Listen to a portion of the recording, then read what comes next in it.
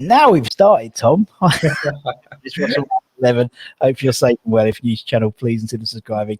Hit the bell icon so you made of any that time new content on. As always, I'd like to thank our channel sponsors, Untuck It. Today's guest, actor, but more importantly, Hammer, happy Hammer, like we all are at the moment. It is Tom Coombes. How you doing, mate? How's things with you? Yeah. Oh, all right, man. Yeah, considering cheers. Yeah, like all what's going on, and like yeah, but it feels like, I don't know, in a world sense, we're sort of the light at the end of the tunnel, which is nice. And then yeah, so that combined with, you know, West Ham having a bit of consistency and a bit of fight and togetherness, it's yeah, I'm feeling yeah, it could be worse at the moment. Yeah, it's all right. Could be a lot worse. Could be a lot worse. Could be an Arsenal fan. I mean, look, you know, I mean, they're like 10th or something like that. You know, what's going on? You know. Oh, no, I'm going to regret the amount of stick I've got this WhatsApp group. Yeah, and it's 2 West Ham fans, I think 5 Spurs and 1 Arsenal, and yeah, they've both been getting a lot of grief from us 2 West Ham fans at the moment, but I know they're going to screenshot things and send it back to us should it all go wrong. So, like, you know what I mean?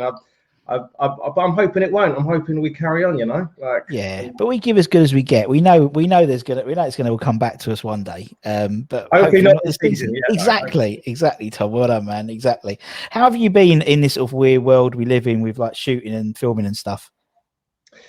Well, like filming has gradually just sort of, it's coming back into play, and it has over the last, I'd say, like few months, because we've been able to test people. That's something that's like it's a really slow process, because every day, every crew member, every cast member, everyone's got to be tested, and yeah, so it feels like the industry is getting back on its feet in that sense. But yeah, like theatre, which is like half of obviously that's completely gone, and has been, and I think there's been just an announcement yesterday that the theatre world could start. I think from, or is it the same as with football? I think from July. Yeah, I think end of beginning mid June, or I don't know exactly, but I think it's May or something. Yeah, I know what you mean. It's it does seem things are starting to crank up a little bit now, you know, and it's the pubs and things like that. So haven't you got your own pub? Have I seen you've got your own little bar? That's not my pub. That was my pub. That was during the first break. It's my mate's pub in the bottom of his garden. Hopefully, it's my birthday this year. It's a big one. 21 this year, so I'm gonna I wish so hopefully I'll get this converted into a pub as one of my presents, because I can't go away anywhere yet, can we, really, sort of anywhere big? So no, UK breaks maybe somewhere. We're down the caravan in August, so that'll be good. We're looking forward to that. I love the caravan. But yeah, no, it's what it is, isn't it? And you just sort of acclimatise and get back to the pubs. I think I was talking to a publican today actually, and I was like, first he's like, do you have an outdoor space, because I can come down April the 12th. And he's like, no, we've only got like one umbrella and it's going to piss down. Okay.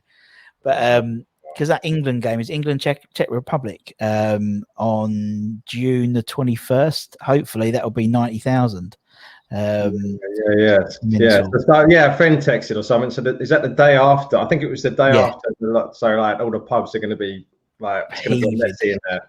Yeah, it's such a British thing, isn't it? We're just all desperate to go to the pub again. It's like, it's such a British thing, but it's not just that. I think it's like, you know, the fact is you can see people and you don't have to necessarily stand 2 meters apart, and hopefully most people will be vaccinated. I thought originally, well, I think they were saying a few months ago, it'd be towards the end of the year where everyone would be, but it's June, July now. That's the like for everyone vaccinated, which is ridiculous. I've got mine tonight. Oh, yeah. Well, it helps if you. I mean, I'll be honest. You can't see below here, but you know, the years haven't been kind to me. That lockdown body. So you can't. I don't know the order. I'm hearing all random sense of like people getting it in no particular order at the moment. So I know it is. Yeah, I mean, I'm in the fat bastard group, so that's why I get. So some swings and roundabouts, but take it exactly. My wife is fuming that because I'm clinically obese, that I get one and she don't. But anyway, is she going to tag along and try and get it as well? Yeah. That's what I'm doing. My girlfriend's going tomorrow, and I'm tagging along. Brilliant. It's just apparently because at the end of the day, they have stuff left over, and they've got to use it on the day, so it goes to waste. So that's why some people are going along, going, you got any left over? Basically, that's what I'm doing.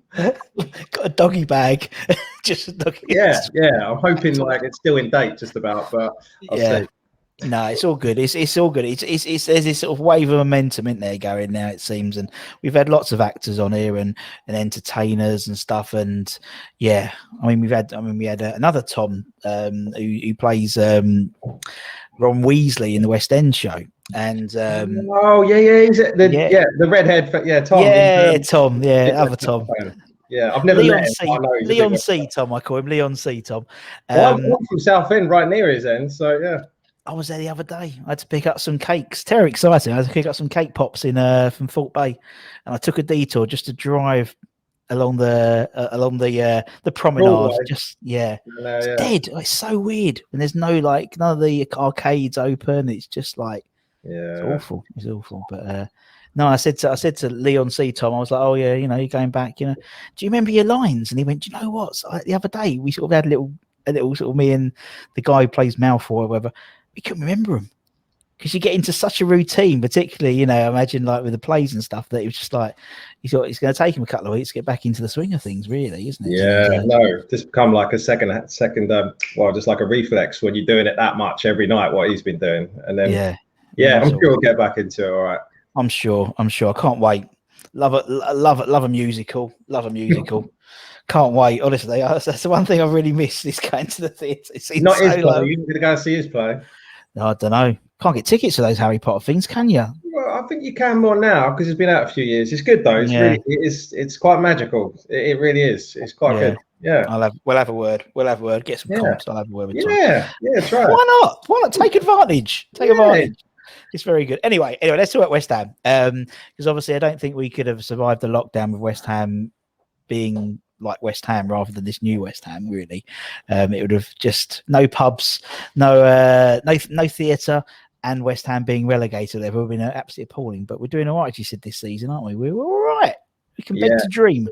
Yeah, like it feels. Yeah, I mean, we've had obviously you have many times you're like, oh, maybe we're onto something here, and maybe I was thinking I put a video popped up on my memories of like it was the 2019, I think, and Pellegrini and against Man U at home, and Yarmolenko scored, and Anderson had a blinder, and I was like, this feels like the turning point now. Yeah. And we're doing Olays, and then and then the next game, I think the run after that was fucking awful. That was like, excuse my French, it was went on like the worst run, but this feels like, even though we haven't been playing blinders every game, we haven't been like obviously Barcelona or anything, but it feels like we've got that solid base and that stability in those players who are fighting and aren't going to roll over if things aren't going our way. Obviously the Liverpool game weren't maybe that great, but apart from that. But I mean, you're right. There's this team sort of. There's all. I love the fact that they never seem to give up. Do you know what I mean? It always seems they just keep going. I mean, Deck said on Talk Sport the other day, they don't fear anyone, and you get that feeling. And it's great. And I'd have a whole team. I mean, we're playing the Czech Republic in England, it'd be Deck versus Souček, won't it? On June in the 23rd. Is that what it is? It would be, yeah, because I mean, Souček's, is he captain? He's not. He's definitely, and Sue Farrell probably playing, and no, I love them. And I could have a whole team of those Czech boys. I mean, God knows, what they're made out of. But no, it's something else. On that Spurs game when they were both obviously, Souček was bloodied, but Sue Farrell had a knock as well. And I just see an interview someone forwarded. Like, have you seen it? Where he talks about being winded and all that. Have you seen it? Yeah. And he said he saw Cresswell laughing at him, but he was so winded he couldn't speak. He said, I just wanted to kill him, but I couldn't speak and I couldn't say anything. And I don't think you want to cross these boys either. You don't. I mean, Thomas said they seem, genuinely lovely people as well. They seem, and they seem like, you know, they're really taking this opportunity of playing in the top league for them. And, you know, and like on Sunday, Suchek had literally blood pouring out of his face, and the first thing he wanted to do was make sure he blocked the shot. I'm like, God, could you imagine Grealish or Salah or someone like that? They'd be out for like 3 weeks, you know. No, it's really refreshing, and like you, as well as our form being refreshing, and you'd hope we carry on. You'd hope. I don't know, maybe the two things going on, but like you'd hope that we keep hold of these people as well. You'd think it would go in hand with, hopefully, if we carry on a bit of form consistency, they won't want to go, because you can see people gonna sniff around these boys, because they're a different breed, like them Czech boys, and long may it continue, man. Long may it continue. Yeah, man. So, the first question I usually ask, and I'm only 10 minutes in, that's not too bad for me today, is why Hammer? Why you're a Hammer, Tom? What's your story? Why are you a West Ham fan, man? It just goes back from, I feel like a lot of people, like my granddad. He when he was a youngster, he was living I don't know what road it was behind the stadium, and so the balls used to land in his and so his dad was like, I don't think he said he wasn't that interested as a kid. He wanted to collect cigarette cards or something, but it was forced upon him. You know, the balls kept landing, and so like from him basically. And then my dad, they all lived in East London, and then my granddad moved up and had my dad in Essex. So that's why I got brought up in Essex. But so that's where it's from, the East End to Essex, and we had no choice really. So it's one of those things, isn't it? It's funny. It's like, I mean, like lots. I mean, I'm the same. I mean, you know, I live in Hornchurch now, and you know, my family were from Loughton and Charlton area my dad was from. But they sort of you didn't have any sort of choice, and part of me was like, I think when I was a youngster, I really sort of was like resented the fact that I wasn't given a choice, really, because obviously we won fuck all, and you know, one mates with Liverpool fans and Arsenal fans. But actually, it's character building, I think. You know, because just proves you can't have everything you want, you know, and that's why we're enjoying this period so much, I think, because we're not used to it.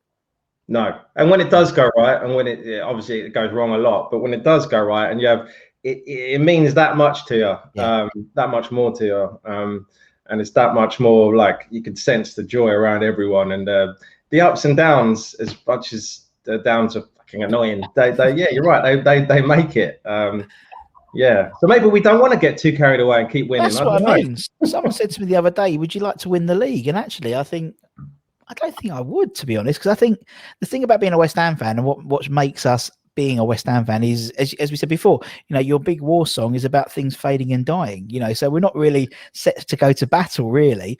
And I think that's why, like the FA Cup or something like that would be, you know. Exactly. That's like our sort of level, I think, you know, and you know, there's a lot, and it's hard to think of that, but it's we're not really in that league, I wouldn't think. But who knows? You know, this football's a funny time at the moment. And this season's a very unusual season. Next season, I think they'll be back to a bit of normality. Hopefully not for West Ham. Hopefully we'll keep that, you know, top 8 position next season. But we'll see what happens. But I wouldn't want us to let it go to our heads. And I think even now, we were just saying beforehand, it's like, you know, we might finish 6th, we might finish 8th, we might finish 4th. We don't know, but what will be will be. And hopefully we'll have 10,000 people there the last game of the season, which would be awesome. Just to give some appreciation to the players of what a great season. I mean, we've had a great season now. It doesn't matter where we end up by May, but also, it's love it, absolutely love it at the moment. As you said, it's a bit like the old days, like sort of like the early 90s. You know, sort of that team. You know, like Martin Allen and people like that, and never gave up, and got to get a bit sentimental. Yeah. Tear in my eye, Jesus. But it's nice to see. It's nice to see when I come home and my daughter knows that we've won, because I'm whistling when I come in the door. I haven't had to unseries link match of the day for a while now, so it's quite wow. That's always oh god, looking forward to match of the day. It's quite a rarity, isn't it? It's brilliant. And we usually get the first up, and sometimes we have been, I think, recently. So no, you're right. And it's just great at the moment. It's a great time to be a West Ham fan. Do you remember your first game? Your first game at Upton Park, I Tom? don't actually. I was thinking about that. I don't know if it's because I was too young or it's a fucking blur of shouting and looking around at men fucking thinking like, are they angry with me or are they angry with, like, I don't remember it. I don't remember like who it was against. I don't remember details. I'm never good with that. Friends always go, you remember that from school? And I'm like, no. Like, yeah. But I always, we went young, me and my brother and my dad. And, but I don't remember my first game. I think from a kid's perspective as well, it's the first time, you've probably seen so many people in one space as well. Do you know what I mean? So, intimidating. Yeah. Really. And obviously even more so now, they'll go to the London Stadium. It'll be, hopefully next year there'll be 60,000 of them there. And it's like, it must be like I can't remember being intimidated, but I must have been at a young age intimidated by the fact that, although when I went, there's about 12,000. We played Oxford United, so it wasn't like a barnstorming match. And I think Oxford scored after about 30 seconds, typical West Ham. But it's, and as you said, you just sort of then you blink and you've been supporting them for decades. Just goes so quickly. And I imagine obviously being a kid at Upton Park would have been a different. Obviously, there's more people in the Olympic Stadium in out of London. What the fuck it's called, London Stadium. I think it was more intimidating probably for players and fans in the old gaff. Definitely. But it'd be a different. It's lovely and beautiful, and we're getting used to it. But it's obviously still not the same. But it's modern football though, isn't it now? So it is like, it's not indicative of just West Ham, obviously Emirates and Highbury, and it is about these bigger stadiums now. And there's something, I mean, for me, it's like, it's I don't forget those times where the district line went down and to walk back to Barking. That's long, and it always rained. It was always raining that day, and obviously Stratford's a lot more sort of easy to get to for some people. But it's it doesn't matter where they play. To see on that Barking, and you swap, and then you're on the district line, and then that walk, and then that massive long. Felt like it's. I mean, obviously there's always a queue when you come out of the Stratford one, but the queue back after games to the station felt like forever for some reason. Back to Upton Park station. It's mental. It was actually, and I don't think you could do any social distancing at all around Upton Park Way at the moment. No. It's great as it is, but I miss them sort of burger vans and everything. I miss those smell. It's that smell. It's a sensory thing with me. It's that, that sort of cheap burger smell where you don't know what meat is in the burger, but you don't care. It's a cut above now, isn't it? And then something not the same. Something not the same. No. It's those onions, and you say a bit of cheap meat and whatever. It was. I walked past a fish and chip shop the other day, and I smelt it. And I don't know. And it took me straight back to. It actually took me further back. Do you remember at the corner of Barking, obviously where you had the Brooklyn and Bonds mural, they had like a little hole in the wall, it was like, I think you call it like Bowling Burgers or something like that. It was called, and it took me back to then. And I was like, I was just there, just literally. That must have been like 20 years ago, and it's just weird. It's so weird how smells. I reckon it's just linked to your memory senses so much. Like that goes deep, Yeah, he's weird. Anyway, we digress on this thing. We don't just talk about just the cup. It's a cacophony of different. That's a word, Jesus. But it is what it is. Right. Let's talk about your Hammers 11, Tom. So basically, everyone had on the channel, bar Harry Redknapp, Ian Bishop didn't do one, and Nigel Reo-Coker. Neither of them did an 11 for some reason. And everyone else, though, has given an 11. So the idea is you can pick whoever you want, whatever criteria. It doesn't have to be the best. It could be the worst, whatever. It's up to you, man. It could just be your favourites. But the only rule is you have to be alive to have seen them play. Otherwise, we'd have all put Bobby Moore, Billy Bonds, Trevor Brooking, and we never saw them play. So we saw them manage, but I never saw them play. So it doesn't seem fair, really, when I have, Gary Breen and Jonathan Spector to put in their place, for example. They weren't in my 11, by the way. So we'll go for yours, right? Let's start off between the sticks. So who would be in goal for the Coombes 11? For the Coombes 11, yeah, well, some of them were bloody tough, And I tried to stick to the 4-4-2, so it's a bit of an unbalanced side. It doesn't matter. It doesn't matter. As I said, it's the only graphic I've got is a 4-4-2, so don't worry. Particularly the old fans, because they have that like left half and inside right, and I have no idea what these positions are. So I just squeezed them all into a 4-4-2. Yeah, that makes sense. Yeah. Keep it simple. Yeah, I know. Well, I had Fabianski in goal. There's a couple of new. Recent, this team basically, I just thought I can't leave him out. It's like some of the best I've seen us play. And he's so reliable. Like, I don't remember him having a blip. Well, tiny blip, maybe of a game or two. But he's just fucking reliable. It's brilliant. I just think he's such a good. My one frustration with him is we didn't get him about 2 or 3 seasons earlier. Because I think if we did, he would be in the same echelon, God, I swallowed a dictionary today. What's going on? The same bracket as Ludo. Someone like that. You know what I mean? Where he was second. Yeah, I mean, Ludo was like a cult hero, but I think Fabianski is a better goalkeeper as well. Yeah. He's one of those keepers that and because I still go to the stadium. Obviously, you still play the music because the players still need to know that they're playing at London Stadium rather than at somewhere else. So, so when like a cross comes in or a shot, I don't even look at the ball to be collected. I know Fabianski's got it, and I'm looking at who he's going to throw it to next. Do you know what I mean? It's always like that sort of level of confidence. I didn't have that in Adrian or in Roberto. What music were you talking about then? The music? Well, like Bubbles and all that stuff. It's still playing Bubbles at the beginning. I always wonder what track that is that they choose. Like what that what is that? That's a 1975 FA Cup winning FA Cup squad. When they used to do like an FA Cup song when the finalists. So it's that. So yeah, we do a slightly different mix where we've got the crowd sync. So rather than just doing it and dropping it at Fortunes, and there's like obviously it's no fans, is there? So we've got it drops, and then we've got the fans we recorded the fans singing "Fortune's Always Hiding." I didn't realise you do this. This is your. I've been doing it for 20 years, man. I didn't realise. Sorry, man. Don't be silly. Amazing. Wow, I love it. It would all make sense now when you go through my Twitter. You go, oh, okay, yeah, he's actually what the fuck's he doing there? Yeah, no, it's brilliant. And having that song in the new stadium brings a bit of the Upton Park to it. Like it does, yeah. You had a new revamped posh version of that.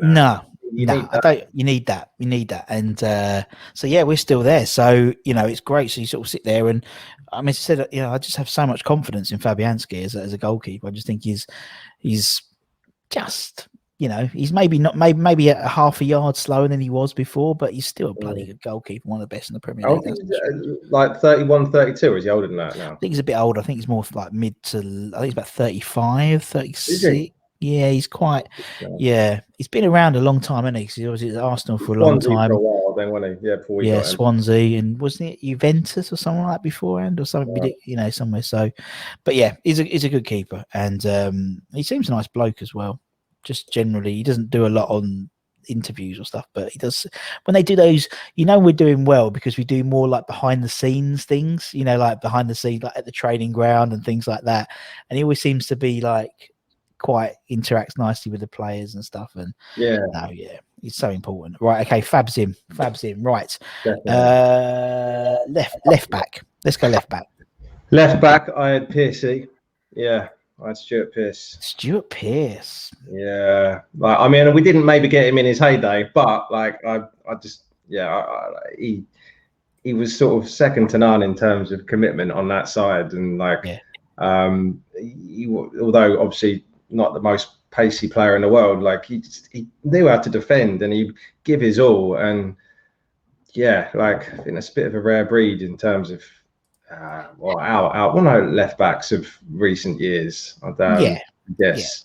We have more right backs, I think, in his mould maybe than. Hang a minute, Julian Dix, but he was. Piercy was part of that sort of. We had that sort of procession, didn't we, of 3 or 4 sort of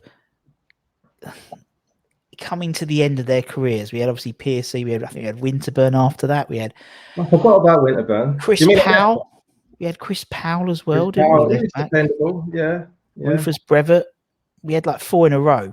I think Piercy won Ham of the Year that year. The year he was with us, or the 18 months. The first season he was here, he won Ham of the Year. So that itself puts him in a bracket, doesn't it? But no, he's good, and obviously back at the club now. Doing bits, as the kids would say, it seems, in terms of coaching. So no, I love Piercy. I think he's a great shout. Doesn't get enough credit, I don't think, West Ham. But yeah, well, I'll put Piercy and put the psycho right back. Let's go the other side. Right back. It was a tougher one, but yeah, I nearly went.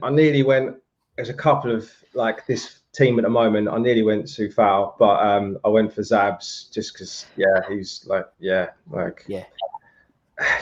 again dependable. Like he could get skinned every now and again because again of his pace, but like in terms of he had obviously a football brain that was brilliant, and his commitment, and he was just loved watching him, and he was like a joy to get behind, even though again we maybe didn't get him in his prime, but yeah.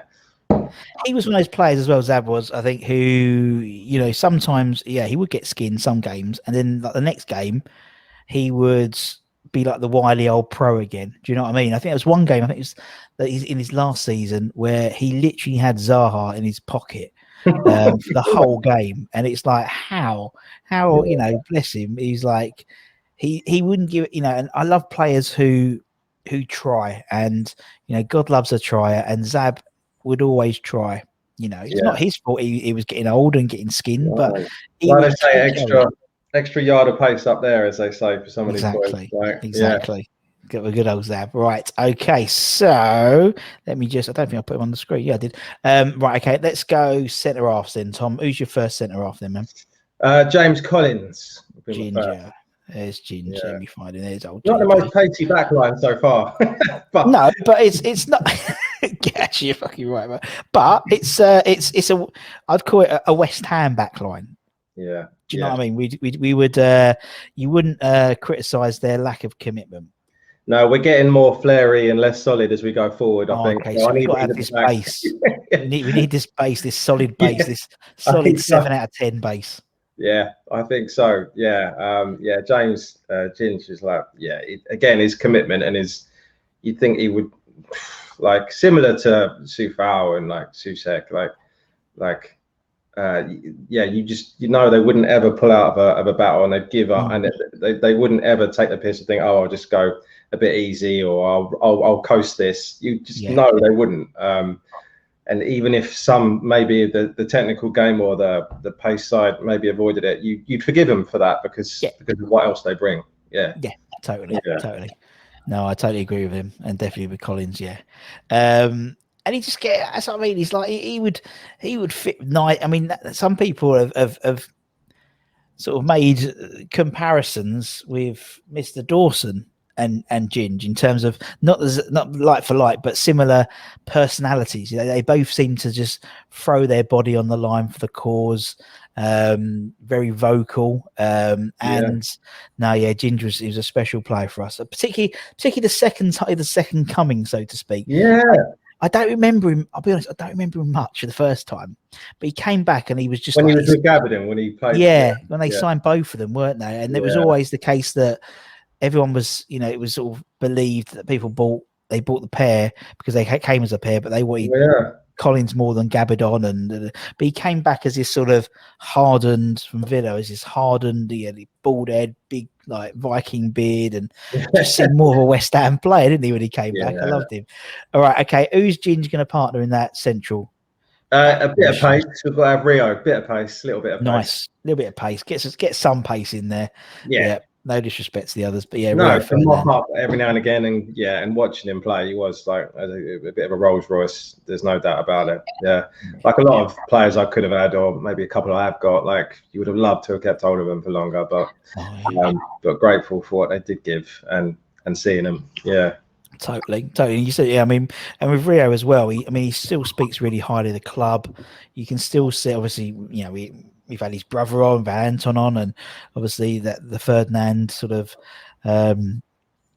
dynasty carried on with him. And I just think he was probably had his better years, not at West Ham, but yeah, he's still hammering. He's like one of those players who I still think, under his shirt he's still got like a West Ham vest on, just because it's still close to his chest, bless him. Yeah, top man. No, and always seemed a nice guy. Like, I think like a couple of friendlies, he always had time for a whatever or a signature one time, like, and then and a hello, That's what you want, isn't it? That's what you want. I mean, to be honest, most players who've played for West Ham still do that. There's a couple which don't, but most of them are still, think of their time at West Ham so highly that they give their, we've had like, I don't know, 55 ex-players, I think, on the channel, something ridiculous like that, and all of them have just been lovely. Speak so highly of their time at West Ham, and some have been playing for hundreds of games. Some only played half a dozen games, but everyone has been so like, I loved West Ham and loved the fans, and Rio was no different at all. Right, okay, there's your back four. Let's go into midfield. Let's go left wing. Come on, let's get some. Let's see what's occurring in that midfield for you, then, man. Yeah, left wing. I couldn't leave him out just because he did play for us. And like, just I think I've heard you say before, and he is one of the best players. Payet. Yeah. Like he was just class. Just like, I mean, as much as it leaves a bit of a bitter taste and stuff, like, it does. Talking quality and commitment while he was here. Like, he worked hard as well. Like, as well as the skill and the flair and ridiculous skill. So even though maybe not the best memories overall, like when he was here, I know what you mean. And actually, it's funny. Everyone I interview, I think he's one of our most picked midfield players, and everyone I interview has prefaced it, another long word, with "You're going to hate me, but." A controversial pick, but then 40 odd percent, 50% of people have picked him. So it's like he's not that controversial. It's because he was a good player. He was one of the world's best players when we had him, and that's never going to happen again. Maybe at West Ham, unfortunately, we'll have someone who's a Ballon d'Or nominee in our team. Yeah. I mean, it happened. It's less of a case now, but we never used to sign players in their prime. Did we? It's always like, I call us like a bookend club. We either got them when they were coming up, like Rio, or we got them when they were falling down, like maybe PSC. Sort of not that sort of bit in the middle. But Payet, for those 18 months, that was the best football he'd ever played in his life. And then when he left, he wasn't that brilliant. Was it Marseille where he went back to? He didn't set the world alight again. Not like he did the Premier League, and obviously we got him into the French squad. There was the Euro where we were all proud that all of us were sort of half supporting France because of Payet, and he gave us so many memories that last season. And I think, and I was talking to someone the other day, actually, it was almost like it was if it was a normal season, so to speak, and he was there, people would have still remembered him. But because it wasn't a normal season. It was that special season. Plus, he was so good. It's almost like he's been exaggerated in terms of, do you know what I mean? It's almost like a multiplier. He might have got like a 8 out of 10, but because of the last games at the Bowling, it's a 9 out of 10 or a 10 out of 10 in our eyes. Because remembering that nostalgic sort of time. Might come into it, But he was special. The things he could do, ridiculous. So special. You rarely have confidence from someone, as much as when he stepped up for a free kick, or that he could do something with it, so true. Anywhere like 35 yards out, you're thinking this is at least going on target. Like, what? We've never had that for years. We still haven't had that since, unfortunately. Although Deck's trying to do his free kicks at the moment, isn't he? He's trying to like this weird free kick. He had one on target, definitely, didn't he? He did. Yeah. Bless him. Right, okay, we'll put Payet on the left. Let's go the other side then. Let's go right wing. Who should we have on the right wing then, Tom? Right wing. I'm taking him back from his striking position, and I'm sticking Antonio on the right wing. In his true position, I think. I think so.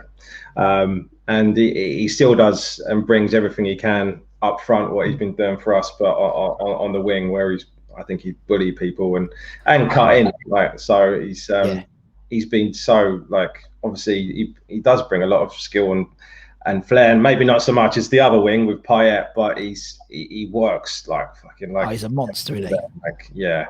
Again, like not everything always comes off, but like a lot does because of his effort and his persistence. Yes. And yeah, but he has got like great technique as well, I think. Yeah, like it's developing. It's part of his game. He's developing. It seems, doesn't it? He just has. I mean, I prefer. I prefer him on the wing. I think he's got more chance to bully fullbacks than he does at a centre back. Because the centre back's usually, as taller than him, but a fullback, think about him against, I don't know, someone like Trent Alexander-Arnold or something like that. He would have a field day against him. Do you know what I mean? And but yeah, no, I think he's. I saw something the other day. I saw like him coming out of the tunnel, and just the size of his legs. Honestly, it's like he's got actual tree trunks for legs. It's ridiculously how big his thighs are. Was it one season not so long ago or something, or maybe he was coming back where I think, I don't know, he wasn't on great form because there's been times where he hasn't been as consistent. He was a bit too built up, but I'm not sure if he was any smaller than he is now. But some people saying he's too much like a boxer now. He can't get around the pitch and he can't do this and that. But he feels like he's as big as he's ever been. Like he's as good as he's ever been. I think it's more a case of timing his runs now. So he used to be all over the pitch just like a maniac, and I think that's part of the reason why he used to get injured so much, because he was running so much. I think he's almost now, maybe he has lost a little bit of fitness. I don't know, but he seems to like slaunder around a little bit and then being like a proper sprinter. When it's time to go, you go. Yeah. And so he's doing, as long as he's not injured, he's all right. That's the trouble, isn't it? Yeah, that's it. But when he's been out, hopefully the formations David Moyes is picking, hopefully we can, manage without him. But I'd love someone else up front, obviously. But he's been brilliant at the moment. Yeah, I think that's the summer. He's obviously Moyes. He's got the people he wants to get in the summer, and fair play. Fair play if that's who he wants. In Moyes we trust. Who are we to disprove? That's why you and me are sitting here chatting and not at Rush Green now, isn't it? So right, okay, let's go central midfield. Who's your first centre midfielder? Then, Tom? Central midfield. This rig goes a bit. I was umming and ahhing about a couple of things there. I stuck Joe Cole. He's one of my central midfield. I know he can play in a few positions, but I've got Joe Cole in there. Yeah, special. Yeah, again, like seeing him, like, I've just got memories, like. Yeah, like similar to Payet and the things that he does with the ball. Maybe like, just like, wow, like you don't have them players often. No.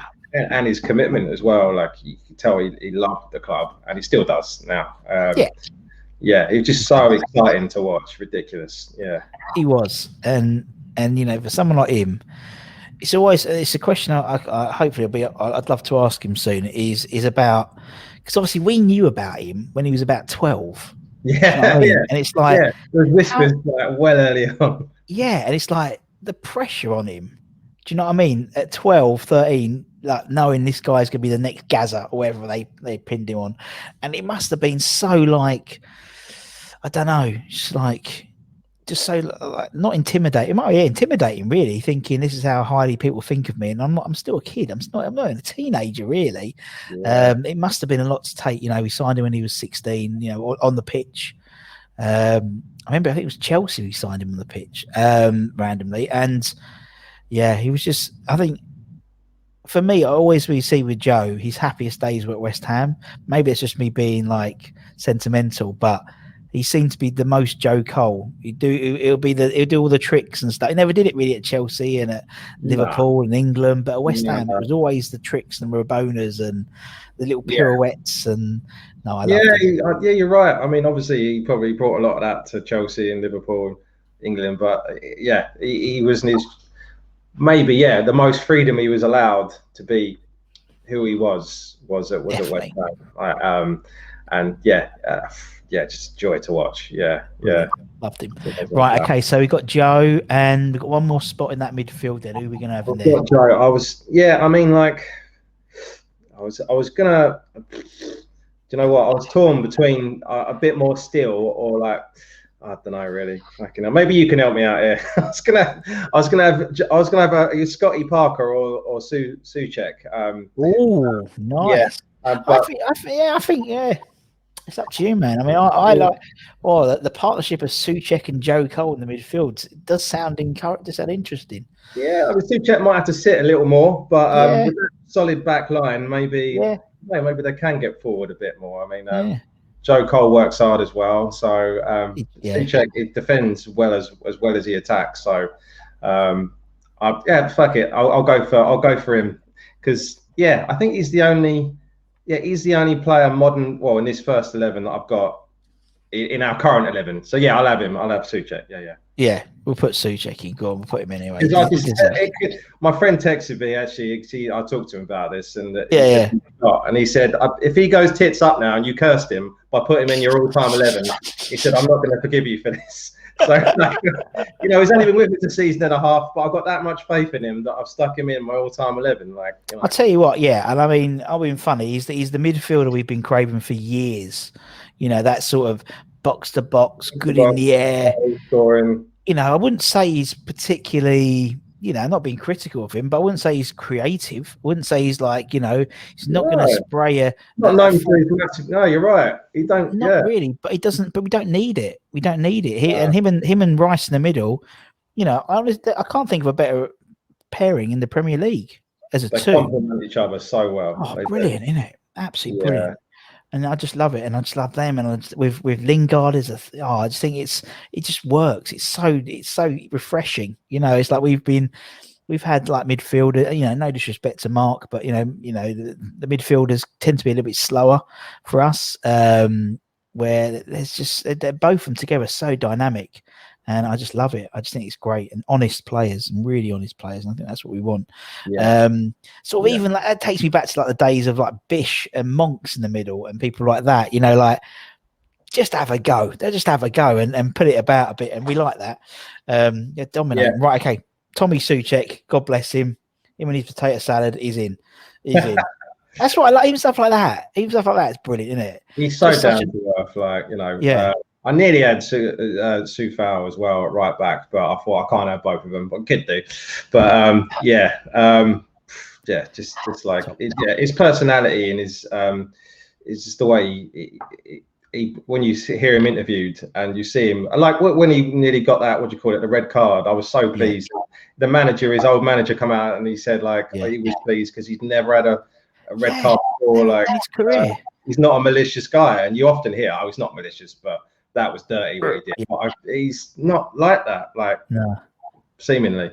No. I love the fact, my little thing, I love the fact going on Instagram every away game on Soufal's profile. It's always a picture of him and Thomas Repka. Not Thomas Repka, God, no, he's another Czech, but him and Thomas and Souček, arm over each other at the ground they were playing in, like he'd won a competition or something like that. He was there like as a competition winner. Every game he'd do it. I think it's lovely. It's so sweet. And when I was on Sunday when he ran over to it, and someone's overlaid the Titanic music. I just watched it. That's brilliant. Oh, dude, it's so sweet. It's so sweet. And that's useful, I think. As you said, we hope to keep a lot of these players, and if your mate's playing for them as well, it does help. So we'll see. That's true. Hopefully, if one goes. That's it. I think we want to stay. That's as a pair. We come as a pair. Right. Okay. So that's midfield up front. Right. First, who's the first striker then, Tom? It's not the most pacey front line, but hopefully, So it's quite unbalanced, this team. But I've gone for Di Canio as one of the strikers. You have to, don't you? You've got to, don't you? It's hard to leave him out. Again, like what he does, it's quite a flary side, this actually. But that's what we love at West Ham, as well as the hard work. And personality-wise, and some of the things he did, just mental. You always think, I would love him to come back in some sort of coaching capacity, but I think I do. As a cheerleader, I'll be happy for him. I mean, maybe he wouldn't be great for us, but you always sense he wants to come back in some sort of position. But as a player, I mean, again, outstanding. It's one of those players that, and I say it before when people pick Di Canio, as soon as you say Paolo Di Canio, you just smile because you just think of all the just the Canio-isms that he gave us, and yeah, it was just brilliant. The confidence of that man. He just didn't care who he was playing against. Like, it sense, not in it. Well, maybe it was in different arrogance, confidence. It teetered onto arrogance, but that was part of his. He's I don't care who you are, what team you are. Like, this is how good I am. And yeah, with West Ham, there was sometimes, obviously, like with any team that is not fighting up there, you do feel like the underdogs. But he brought that out in other players. I think it was like we're as good as them. I agree. Spread around the team, like, and I love the fact he'd always do. And someone mentioned it to me the other day, and I was watching a lot of his clips, and I forgot how much he did it. He did this the most audacious fake back heel, where he'd literally, it was almost like he's in slow motion. He'd do it like a fake back heel, and the defender would always fall for it. It was like slow motion back in that. This chop as well, where he'd chop, and it was like, oh, I loved him. I think, I'd keep. I wouldn't get him on the training ground because obviously, when he went to Sunderland, didn't he? He went to Swindon as a manager. By all accounts, his standards were not met by the team, and that's what caused a lot of problems with him. Bless him. And I think that's the trouble. A bit like he'd be the best player in training, but he'd be not playing. Be the manager. Do it like this. This is how you need to do it. But no, I love him. I love Paolo. Right. Okay. So who is the last spot? The last spot, in some ways, quite different, but maybe not a lot of pace up front. I've gone with Dean Ashton as the other striker. And in some ways, they can both sit deep and whatnot. That's sort of not dissimilar from Sheringham, was he, Ashton? But not a lot of pace up there. But I just loved him. Again, like his commitment and it was so gutting when he was injured, what he could have gone on to do. You felt like he was just a brilliant all-round centre forward. Like, his striker is so clever. Just really cultured, and a big guy up front as well. He was the most complete striker forward I think I've ever seen at West Ham. As you said, he could hold it up. He had enough pace to get past the defender, but he was skillful. He was like, everyone raves about Harry Kane. I mean, Harry couldn't tie his boots, Dean Ashton. But that's not a bad comparison. No, not at all, because they're both like not rapidly quick, but I think Ashton was more technically gifted. He's seen what they goal against Man United. We did the bicycle kick, and obviously did it again back at Mark's testimonial and stuff. He still had stuff in his locker. Good in the air, them two. Good show. And that's my pairing up front as well. Is it? Yeah. Oh, there you go. Up front. Anyway, let me bring up every year. Look at that. There it is. There's the team. There's the team, Tom. There's the team. You know what? That's all right. I'm having fun. That's all right. Yeah, I think Soucek is enough still for midfield by himself. Yeah. I was worried it might be a bit soft in the old midfield, but it's fair to say you're probably first on match of the day, whether it's a 5-0 win or a 5-0 loss, but Di Canio would do a Di Canio-ism and stuff like that, but no, it's all good. It's all good, man. Tom, man, thanks so much for coming on. Loved it. Absolutely loved it, buddy. Thank you, cheers, lovely. And definitely. And obviously, thank you to everyone for watching as well. If you whatever you do, subscribe, share, whatever. For me and Tom, take care, everyone. Stay safe, wash those hands, get those jabs. I'm shitting myself about getting my jab tonight. Honestly, I'm so crap with needles. I passed out my BCG test. Oh, blimey. My test. Anyway. So for me and Tom, do it when you're not looking. That's it. Just do it. Anyway, take care. Stay safe. Me and Tom, come you irons, and we'll see you again. Come you irons, and we'll see you again very, very soon. Take care, everyone. Much love. Bye bye.